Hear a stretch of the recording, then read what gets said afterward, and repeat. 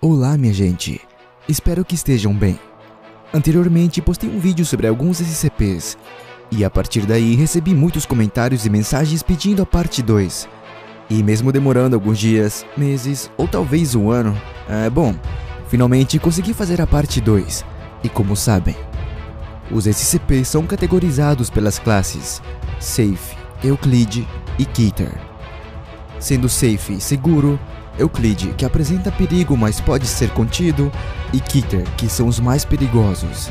Não vou detalhar muito explicando porque já tem um vídeo sobre isso, e vou deixar o link aqui na descrição, que é a parte 1. E agora, sem enrolação, se preparem para ver 7 SCPs mais perigosos para a humanidade, parte 2.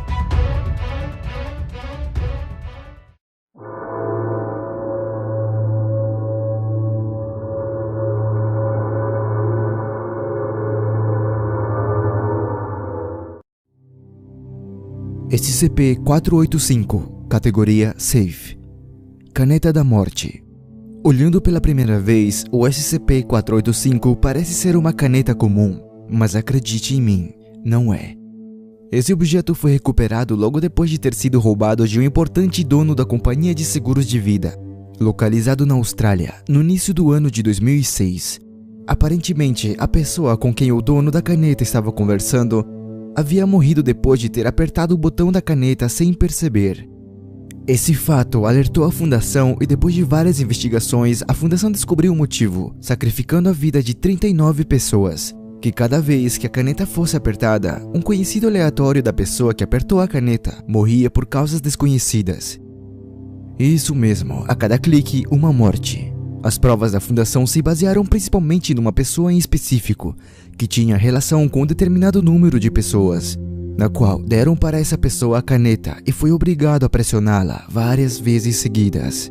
Algumas horas depois, 20 pessoas que o homem conhecia morreram repentinamente, e poucos minutos depois do teste, souberam que o homem havia apertado a caneta exatamente 20 vezes. E é por isso que estão mantendo a caneta sob proteção com vários avisos para que ninguém mais utilize. SCP-072, categoria Safe. Esse SCP é uma projeção sombria e translúcida semelhante a uma mão que mede 90 centímetros de comprimento, com dedos pontiagudos e bem afiados. Foi difícil registrar o SCP visualmente, pois foi observado que o SCP só se manifesta quando o humano entra em sono profundo em uma cama infectada por ele, deixando 1 ou 2 pés expostos ao ar. Nessas condições, 072 surge debaixo da cama e aparece utilizar os dedos indicador para tocar no pé da vítima, até que a vítima acorde. Testemunhas relatam que nesse ponto são incapazes de fazer qualquer movimento, apresentando sintomas similares à da paralisia do sono. E isso continua enquanto o SCP permanece visível. Ele utiliza seus dedos afiados para cortar porções de carne dos membros expostos da vítima e volta para debaixo da cama depois de cada remoção, e logo aparece novamente, mas sem o material coletado. Este processo continua até que 072 tenha removido todo o pé ou pés da vítima, parando apenas no calcanhar. As vítimas relatam que o processo é extremamente doloroso. Seus efeitos paralíticos os impedem de gritar ou pedir ajuda. Não se sabe se o SCP-072 se alimenta do material coletado ou utiliza para outro fim, contanto que os ferimentos sejam devidamente tratados. Os efeitos do 072 não são fatais, mas provocam danos psicológicos relacionados ao sono das vítimas. 072 apresenta ainda um efeito secundário. Qualquer cama localizada a cerca de 10 metros da cama que foi infectada começa a hospedar outro SCP. A Fundação tentou queimar a cama, mas mesmo que seja destruída, não afeta ou revela qualquer material inusitado ou sinais do material biológico removido das vítimas. SCP-805, categoria Euclid. O SCP é composto de galhos e raízes torcidas em uma forma de um cavalo jovem. Mede por volta de 1 metro de altura. Seu interior é completamente vazio, não possui nenhum órgão e mesmo assim consegue realizar movimentos e tem instintos igual a um cavalo comum. Ele é atraído por presenças humanas, buscando sempre ter um contato com a pele. Não precisa de água e nem de comida para sobreviver, e foi registrado que os restos de madeira de sua estrutura é semelhante a uma espécie relacionada com uma planta conhecida como carvalho venenoso. SCP-805 é muito amigável, e isso faz com que as pessoas se aproximem cada vez mais dele. Mas o problema é que quando a pessoa toca, provoca uma forte irritação na pele, e a cada minuto que passa, a irritação só piora. Resumindo, o SCP-805 transmite um tipo de doença que faz com que todas as pessoas que tocaram nele se transformem em uma espécie contendo a mesma aparência, e consequentemente, isso faz com que 805 continue infectando outras pessoas com um simples contato, e se ele não for controlado, a doença pode se espalhar rapidamente. SCP-965, categoria Euclide. 965 é uma manifestação visual que acontece em qualquer janela e em qualquer lugar do mundo.